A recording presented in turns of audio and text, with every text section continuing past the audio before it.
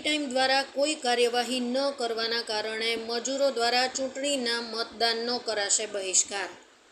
Alang Sosiya ship breaking yard કામદાર સંઘ દ્વારા અવારનવાર લેખિત રજૂઆતો કરવા છતાં સોસિયા શિપ બ્રેકિંગ યાર્ડ ખાતે પ્લોટ નંબર 144ની સામે તારીખ 25/10/2023ના રોજ ગુજરાત મેરીટાઈમ બોર્ડની સરકારની મિલકતને તોડી નાખવામાં આવેલ છે, તેમજ મજૂરો માટે ગુજરાત મેરીટાઈમ બોર્ડનું પાણીનું સ્ટેન્ડ બનાવવામાં આવેલ છે તે પણ બંધ કરી દીધેલ છે।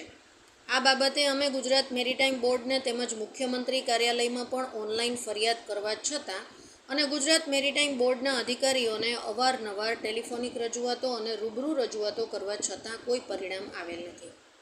આ જગ્યા ઉપર અનેક મજૂરોની ઓરડીઓ બનાવવામાં આવેલી હતી, તે પણ કોઈને પણ જાણ કર્યા વગર તોડી નાખેલ, તેમજ ગુજરાત મેરીટાઈમ બોર્ડની દિવાલ પણ તોડી નાખી છતાં ગુજરાત મેરીટાઈમ બોર્ડ દ્વારા કોઈ લેખિતમાં અમોને સંતોષકારક જવાબ પણ આપેલ નથી કે જે લોકોએ આ ગુજરાત મેરીટાઈમ બોર્ડની મિલકતને નુકસાન કરેલ છે તેની સામે પણ કોઈ કાર્યવાહી કરી નથી।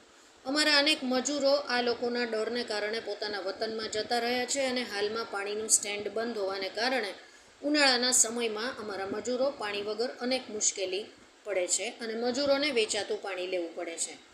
અમારા બંને પ્રશ્નોને ગુજરાત મેરીટાઈમ બોર્ડ યોગ્ય નિર્ણય નહીં કરવામાં આવે તો આગામી લોકસભાની ચૂંટણીમાં જે સોસિયા શિપ બ્રેકિંગ યાર્ડ ખાતે આવેલા મતદાન સેન્ટરમાં મજૂરો મતદાનનો બહિષ્કાર કરશે અને જરૂર પડશે તો આખા યાર્ડમાં મજૂરો સાથે લઈને તમામ બૂથોનો બહિષ્કાર કરવાનો પણ નિર્ણય લેવામાં આવશે।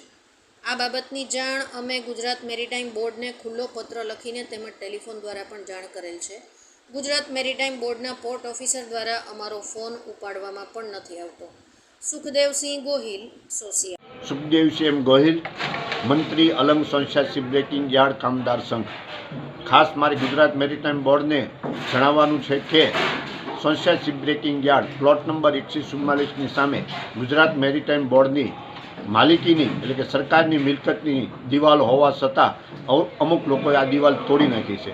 પાણીનું સ્ટેન્ડ ત્યાં હતું એ બંધ કરી નાખ્યું છે। અમારા અનેક મજૂરો ત્યાં રહેતા હતા, કોઈ પણ જાણ કર્યા વગર એની ખોલીઓ પણ તોડી નાખી છે। મુખ્યમંત્રીને ઓનલાઈન અરજી કરવાથી કલેક્ટર સાહેબની રૂબરૂમાં પણ આનો પ્રશ્નનો યોગ્ય નિકાલ કરવાનું કીધેલું, તેમ છતાં આજની તારીખમાં કોઈ અમને એનો લેખિત જવાબ ન થાય તો ટેલિફોન દ્વારા ફરિયાદ કરી છે, લેખિત ફરિયાદ કરી છે અને પોર્ટ ઓફિસર સાહેબ અમારો ફોન પણ ઉપાડતા પણ નથી।